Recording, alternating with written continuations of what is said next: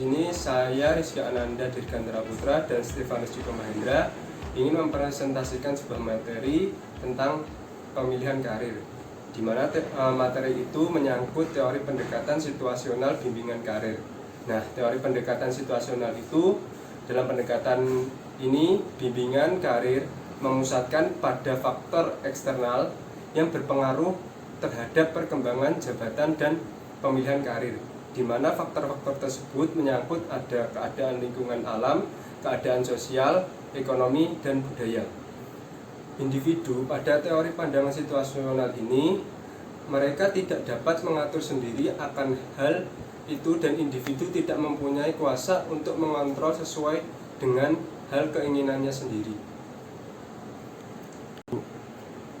Pandangan teori situasional ini memusatkan perhatian pada faktor-faktor eksternal yang berpengaruh terhadap perkembangan jabatan dan pilihan karir. Faktor-faktor ini menyangkut lingkungan alam serta lingkungan sosial, ekonomi, dan budaya. Dalam hal ini, individu tidak dapat mengatur sendiri faktor-faktor itu dan tidak mempunyai kuasa untuk mengontrol sesuai dengan keinginannya sendiri.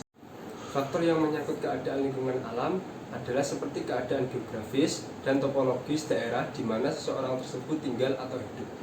Faktor yang menyangkut keadaan lingkungan sosial, ekonomi, dan budaya adalah misal seperti golongan sosial ekonomi atau social class, kemudian kelompok minoritas dan mayoritas yang mendominasi di masyarakat, kemudian keadaan ekonomi negara dan warisan budaya sampai berlingkup terbatas pada keluarga ini. Pandangan situasional meninjau proses perkembangan karir dan pilihan karir dari sudut sosiologis. Sejauh faktor-faktor eksternal menciptakan keadaan yang membatasi ruang gerak individu dan membatasi derajat seseorang dalam menentukan pilihan karirnya. Misalnya, seorang individu yang dibesarkan dalam lingkungan pedesaan yang keluarganya memiliki keadaan finansial yang terbatas, maka akan cenderung memilih sebuah okupasi pertanian yang terkait dengan iklim atau musim hujan yang panjang dan topografi dataran tinggi yang subur. Kemudian ada teori pendekatan situasional. Nah, menurut paradigma Blow, Gustav, Jessor, Parnes, and Wilcox 1956, hubungan antara proses pemilihan dan proses seleksi merupakan sintesis pengaruh institusi sosial terhadap pilihan dan perkembangan karir, hingga pada akhirnya individu mencapai suatu hierarki kesukaan yang salah satu di antaranya menjadi pilihannya. Karakteristik individu yang menentukan pilihannya bersifat biologis dan dikondisikan secara sosial melalui pengaruh keluarga, posisi, hubungan sosial, dan karakteristik peran sosialnya. Hal ini tentunya tidak beda jauh dengan pendekatan social learning, di mana penggunaan pendekatan teori social learning dalam pemilihan karir telah dipelopori oleh Crumbles, Michel, dan Gellert pada 1975. Teori ini merupakan upaya untuk menyederhanakan proses pemilihan karir, terutama didasarkan atas peristiwa-peristiwa kehidupan yang berpengaruh terhadap penentuan pilihan karir. Kondisi dan peristiwa lingkungan dipandang sebagai faktor yang berpengaruh yang seringkali berada di luar kontrol individu. Peristiwa dan keadaan tertentu di dalam lingkungan individu akan mempengaruhi perkembangan keterampilan, kegiatan, dan pilihan karir. Di dalam teori ini, proses perkembangan karir melibatkan 4 faktor. Yang pertama yaitu warisan genetik dan kemampuan khusus. Yang kedua, kondisi dan peristiwa lingkungan. Yang ketiga, pengalaman belajar. Dan yang keempat adalah keterampilan pendekatan tugas. Dalam hal ini, kedua teorinya sama-sama memusatkan bimbingan karir pada kondisi dan peristiwa lingkungan sebagai faktor yang berpengaruh dan seringkali berpengaruh pada perkembangan keterampilan, kegiatan, dan pilihan karir. Namun dalam hal ini ada yang membedakan, yaitu dalam teori social learning menekankan bahwa pengalaman belajar yang unik dari masing-masing individu selama hidupnya yang menyebabkan berkembangnya pengaruh-pengaruh primer dan mengarahkan kepada pilihan karirnya. Sedangkan pada teori pendekatan situasional, pemilihan karir ini dan jabatan dari individu akan tergantung pada di tempat mana ia tinggal dan berdasarkan keadaan lingkungan sekitar. Proses seleksi berkembang karena pengaruh-pengaruh yang terkait dengan kondisi sosial dan fisik seperti sumber-sumber yang tersedia, topografi, dan iklim. Faktor-faktor tersebut dipandang berada di luar kontrol individu, tetapi merupakan penentu dalam proses seleksi.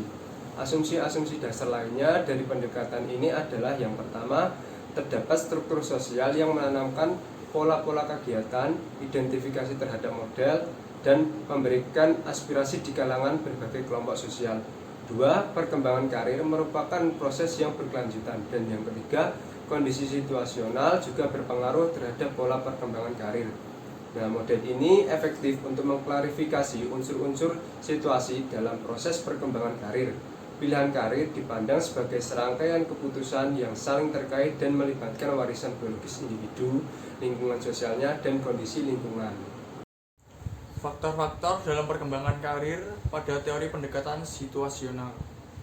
Faktor internal yang pertama adalah nilai-nilai kehidupan. Yang kedua adalah taraf intelijensi. Yang ketiga adalah bakat khusus. Yang keempat sifat-sifat dalam diri sendiri. Yang kelima pengetahuan, dan yang keenam adalah keadaan jasmani. Dan faktor eksternalnya adalah yang pertama adalah masyarakat, yang kedua adalah keadaan sosial ekonomi negara, yang ketiga situasi sosial ekonomi keluarga, yang keempat pengaruh dari anggota keluarga, dan yang kelima pendidikan di sekolah, yang keenam pergaulan dengan teman sebaya, dan yang ketujuh adalah tuntutan yang melekat pada jabatan.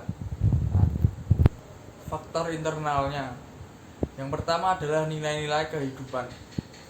Nilai merupakan kehidupan ideal yang dikejar oleh seseorang di mana-mana dan kapanpun juga. Nilai-nilai itu menjadi pedoman dan pegangan dalam hidup sampai umur tua dan sangat menentukan bagi gaya hidup seseorang. Dan yang kedua adalah taraf intelijensi, yaitu taraf kemampuan untuk mencapai prestasi-prestasi yang di dalamnya berpikir memegang peranan. Dan selanjutnya adalah bakat khusus, yaitu kemampuan yang menonjol di suatu bidang usaha kognitif, bidang keterampilan, atau bidang kesenian. Selanjutnya adalah minat, yaitu kecenderungan yang agak menetap pada seseorang untuk merasa tertarik pada suatu bidang tertentu dan merasa senang berkecimpung dalam kegiatan-kegiatan yang berkaitan dengan bidang itu. Dan yang terakhir adalah sifat-sifat, yaitu ciri-ciri kepribadian yang bersama-sama memberikan corak khas pada seseorang, seperti riang gembira, ramah tamah, teliti, terbuka, fleksibel, tertutup, lekas gugup, pesimis, dan ceroboh. Kemudian faktor eksternal. Yang pertama adalah masyarakat, yaitu lingkungan sosial budaya di mana orang muda dibesarkan. Yang kedua adalah keadaan sosial ekonomi negara atau daerah, yaitu laju pertumbuhan ekonomi yang lamban atau cepat, stratifikasi masyarakat dalam golongan sosial ekonomi tinggi, tengah, dan rendah, serta diversifikasi masyarakat atas kelompok-kelompok yang terbuka atau tertutup bagi anggota dari kelompok lain. Yang ketiga adalah status sosial ekonomi keluarga, yaitu tingkat pendidikan orang tua, tinggi rendahnya pandangan orang tua, jabatan atau ayah dan ibu, daerah tempat tinggal, dan suku bangsa. Dan yang keempat adalah pengaruh dari anggota-anggota keluarga besar dari keluarga inti. Dan yang kelima adalah pendidikan sekolah, yaitu pandangan-pandangan yang dikomunikasikan kepada anak didik oleh staf tenaga-tenaga, bimbingan dan pengajar mengenai nilai-nilai yang terkandung dalam bekerja. Tinggi rendahnya status sosial jabatan-jabatan dari kecocokan jabatan tertentu untuk anak laki-laki dan anak perempuan. Dan yang keenam adalah pergaulan dengan teman-teman sebaya, yaitu pandangan-pandangan dan harapan tentang masa depan yang terungkap dalam pergaulan sehari-hari. Kemudian yang terakhir adalah tuntutan-tuntutan yang melekat pada jabatan-jabatan dan pada program-program studi dan latihan yang mempersiapkan seseorang untuk diterima pada jabatan tertentu dan berhasil di dalamnya. Implikasi-implikasi bagi bimbingan karir di institusi pendidikan. Perkembangan karir merupakan salah satu segi dari keseluruhan proses perkembangan orang muda dan pilihan-pilihan yang menyangkut jabatan di masa depan berlangsung selaras dengan perkembangan karir. Pilihan jabatan tidak dibuat sekali saja dan tidak didefinisikan dengan sekali memilih saja. konseling karir yang berlangsung dalam pertemuan pribadi antara konselor dan konseling dan kerap terfokuskan pada permasalahan pilihan jabatan akan berlangsung lebih lancar bila mana orang muda telah disiapkan melalui bimbingan karir secara kelompok untuk menghadapi saat-saat dibuat suatu pilihan di antara beberapa alternatif. Pendekatan karir dan bimbingan karir tidak dapat dilepaskan dari gaya hidup yang dicita-citakan oleh orang muda bagi dirinya sendiri.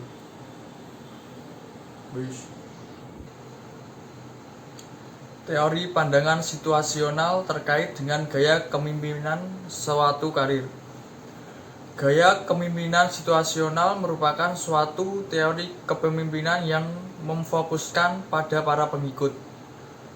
Kepemimpinan yang berhasil dicapai dengan memilih gaya kepemimpinan yang tepat dan bersifat tergantung pada tingkat kesiapan dan kedewasaan para pengikutnya. Di dalam gaya kepemimpinan situasional terdapat suatu gaya yang dapat membangkitkan motivasi dari karyawannya,